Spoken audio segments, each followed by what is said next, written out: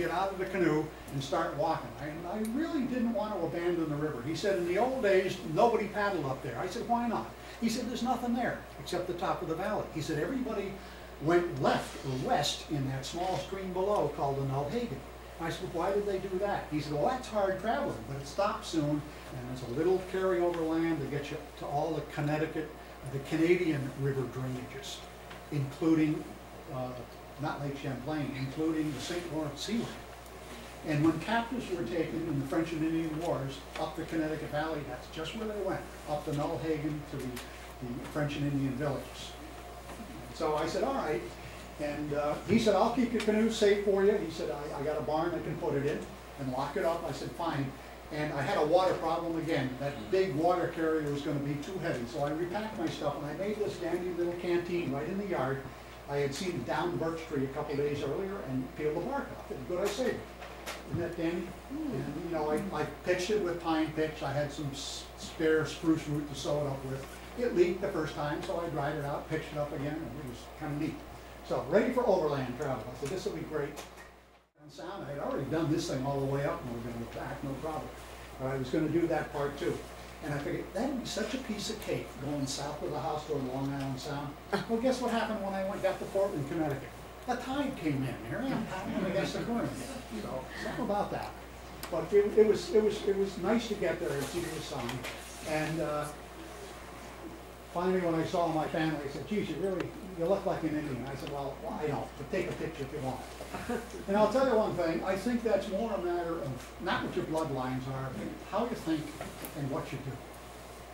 And I don't know, people ask me if I have Indian blood. I said, I don't think I'm an Indian by blood. I've never been able to trace a connection, but I certainly am by deed, because I've done the things that they used to do and found out how their material culture works, and it's wonderful, and I can take care of myself, just that kind of stuff. So I did get quite a suntan. I lost 10 pounds, not from my nutrition, I fed myself well, but just from paddling in the canoe, incessant exercise. And here's my buddy, the ant. He came through a little faded from wind, water, and sun. But I'll tell you, if I could, you know, think of a better companion, well, I can't think of a better companion. That symbol really brought me through, and when I look back in my life, it's just I've always been needed. And the thing I offer to some of the young guys in the group, I wanted to do this voyage when I was your age. And I really didn't have the wherewithal to build a canoe and do all that stuff. I had the power, and when I was 21, I had other things on my mind, all right? And finally, when I got close to my 40s, I said, hey, now's the time to do it. So you guys, scouts here, may never build a canoe or want to do a thing like this, but I'll tell you, if you have any dreams in your mind, you can borrow this guy. Not the piece of wood, but the idea. If you believe in yourself and stick with it, you'll be able to do anything you want. And this is the thing I wanted at this particular stage of my life. And so I really value this ant as my own personal symbol still today. And it was an exhilarating voyage and a rewarding one. And it was a pleasure to be here and talk to you about it. Thank you very much.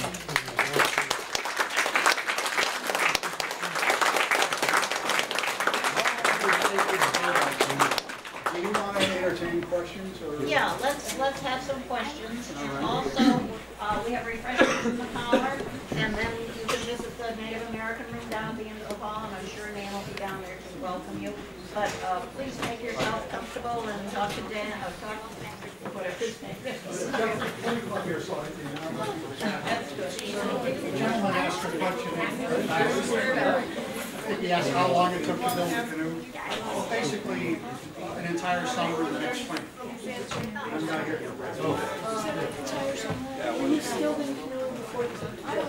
I was only moderately skilled in canoeing. It was not a whitewater canoe, and I'm not really today. And it didn't need to be because it was going upstream. It's hard to get dashed on rapidly. So I had moderate canoes. How long did it take you to build that canoe?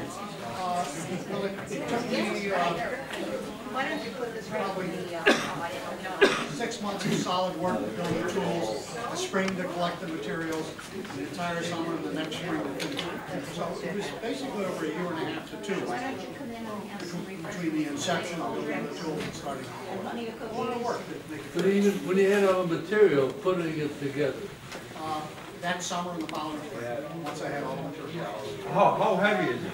It's about 40 pounds, which is not that dry. Okay. Birch bark absorbs no water, the ribs do, and the planks. Oh, is that right? Yeah, the ash does. So the trick is to quick, while the sun's still up, and dump the water out and turn the canoe up sideways and face it toward the setting sun. So, and there are a couple of days where it rained, it got much heavier. Generally not. How much total distance did you have to portage? Did you actually have to go over land? Probably, I thought it carried 5, 6 miles, 7. Now, Not you all at did once. that when you were in your 40s, when there were roads and improvements. How much of that would have been different? There were, I portaged in a lot of footpaths. Yeah, Not too different.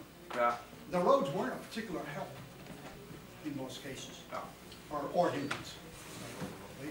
It took you 3 weeks to do this? Just to get up there, I was 5 weeks in the river.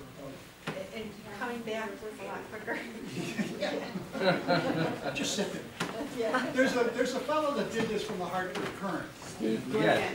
Steve Grant, yeah, and he called me up and he said, yeah, we talked and it was fun. He said, do you have any particular advice? I said, go up and paddle downstream. He paused me, he said, oh, he said, go upstream. I said, first. And I remember him he did a good job. It was like that paid for it too. And he made a big point about getting downstream. I thought to myself, just sit there. If you're in a hurry, paddle. It's slack some days, but at 1 mile per hour, you're going to get there. 400 or less. We've seen Steve's show.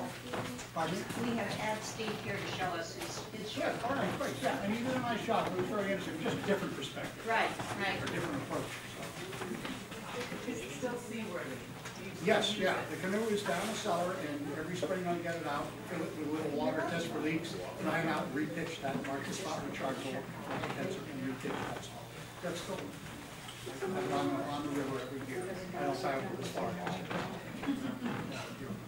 Well, thank you, you've been a wonderful audience. I invite you to either come up and see the stuff, or have some refreshments, and then come see the stuff, or be around. Thanks again, Jim.